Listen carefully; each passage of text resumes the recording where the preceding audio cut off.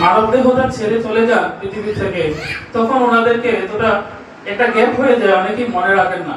তাই আমাদের পরম দয়াল দয়া করে এইবার ওনার ঐশী আচার্য ইচ্ছা এবং ঐশী আচার্যদের এবং ঐশী আচার্য প্রেরণা যেটা সবসময় আমাদের মধ্যে রেখে গেছেন পরম দয়াল দয়া করে, যে আমাদেরকে যেন এই গ্যাপটা আর না হতে হয়, আমরা যেন আর এই গ্যাপের সম্মুখীন না হতে হয়, আমাদের যেন সবসময় পথ প্রদর্শক একজন থাকেন জীবন দশায়।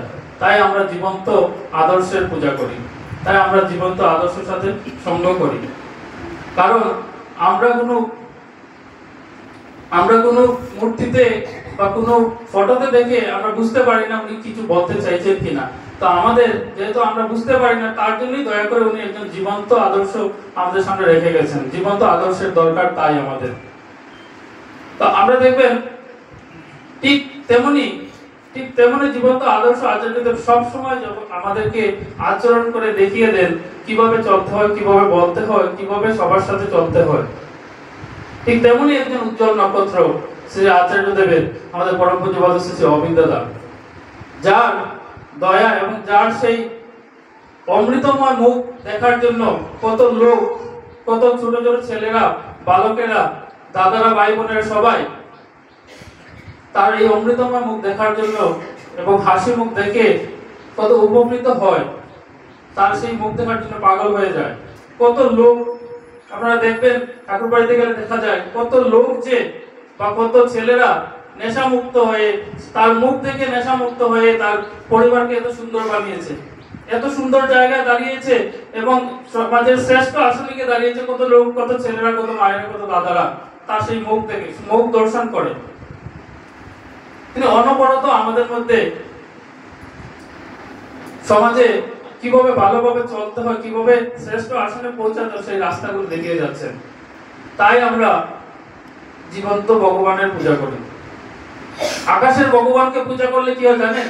আমাদের যদি কোনো ভুল ত্রুটি থাকে, কেউ বলে দেয় না যে আমার ভুল হয়েছে, আমার কোনো অসুবিধা হয়েছে, যে আমি কোনো ভুল করেছি, কারোর সাথে কোনো ভুল ব্যবহার করেছি, ভুল আচার আচরণ করেছি, কেউ বলে দেয় না। আমি তো পূজা করে নিলাম আমি আমার মতো করে।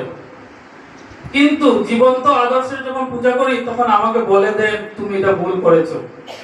তাহলে আমাদের জীবনে তাই একটা জীবন্ত আদর্শের দরকার, যাকে পূজা করতে হয়। তাই ঠাকুর বলেছে ভুল করে যে পায়নি কোনো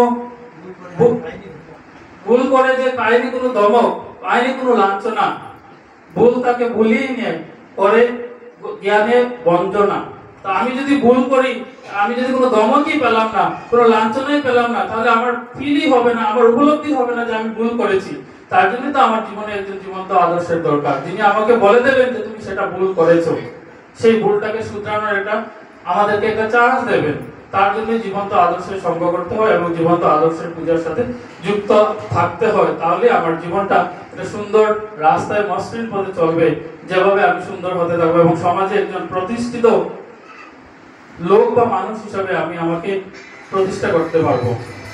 তাই আমরা সবসময় যেন তারই সঙ্গ করে চলি এবং জীবন নিয়ে চলি এবং জীবনটা এমন ভাবে উপলব্ধি করি যেন আমাদের একটা সুন্দর একটা মসৃণ পথে চলে এবং আমার জীবনটা এমন ভাবে চালাবো যেন অন্যরা উপকৃত হয়। শুধু আমি না, আমার জীবনের মাধ্যম দিয়ে অন্যরা উপকৃত হবে। এতে আমার ঠাকুরের, আমার প্রভুর, আমার আচার্য দেবের, আমার অরবিন্দ দাদার ইচ্ছা পূরণ হবে। আমি শুধু আমাকে ভালো রাখলে চলবে না, আমার পাড়া প্রতিবেশী সবার ভালো রেখে চলতে হবে। আমি আর বিশেষ কিছু বলতে চাইছি না। আজকের এই আমার ভাইয়ের জন্মদিনে উপলক্ষে সৎসঙ্গের আয়োজন মেশো করেছেন, তো ওই জন্য সবসময় ঠাকুরকে নিয়ে ভালো চলতে পারে এবং আমরা আজকে উপস্থিত সবাই যারা আছি সবসময় যেন তার ইচ্ছাকে পূরণ করে চলতে পারি এবং আমি আনন্দ পেলে চলবে না, তাকে আনন্দ রাখতে হবে, তাতেই আমি সবাই আনন্দ থাকতে পারবো। আমি শুধু একা আনন্দ থাকলে চলবে না, তো তাকে যদি আনন্দ দিতে পারি তাহলে বুঝবেন যে আমি সবাইকে আনন্দ দিতে পারি। আর আমি যদি পার্টিকুলার কোনো একজনকে আনন্দ দিতে চেষ্টা করি তাহলে বুঝবেন যে সেই আনন্দ কিছুক্ষণের জন্য, ক্ষণস্থায়ী। আমি যদি আমার প্রভুকে আনন্দ দিতে পারি, সুখে রাখতে পারি, খুশিতে রাখতে পারি তার ইচ্ছাকে, তাহলে দেখবেন আমি সবাইকে আনন্দ দিতে পারবো। তো আমি এই বলে সবার মঙ্গল কামনা করে আমি